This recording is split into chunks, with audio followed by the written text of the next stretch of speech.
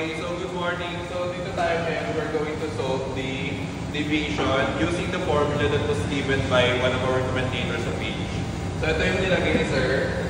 Okay, yung x over a times b over c. So ito yung tawag sa how to find the x daw. Okay, so I'm not really particular, but we've tried this, tapos it's much easier compared to those video that we had undertaken a while for the past class. Okay, so the first step to get the b, tapos yung c, tapos yung a. Okay, ganito siya. So yung b, ganito.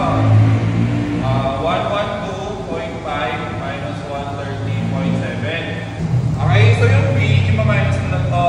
Ito dalawa. No? So yung sagot sa b is 18.2 degrees. Next, yung letter C, ito naman yung sinasabi ni sir. Yung sa 112, okay, ito siya. Tapos ito, at C yan. So, i-minus natin din. So, 112.5 minus 135.0 is equal to 22.5. Tapos yung A, ito lang yun siya. I-minus mo lang. No? So, 5 degrees minus 6 degrees is equal to 1. So, lalagay natin siya dito to get the x. So, x over 1 times 18.2 over 22.5 cross multiplication. I-cross mo siyang gano'n. Now, to get the x. So, x is equal to 1 times 18.2 over 22.5.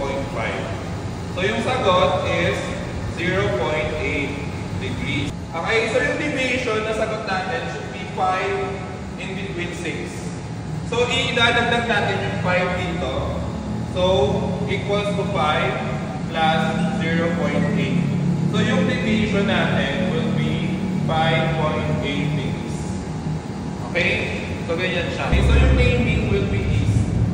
Alright? Kasi east din to eh. Ito yung nasa table. So the given equation division table was 5 degrees east tapos 6 degrees east. So ganun lang din. So may nagtanong din sa akin, sir, meron pang application ng rules. Bali wala. No? Kung ano yung naming, yun na din siya for division. Okay?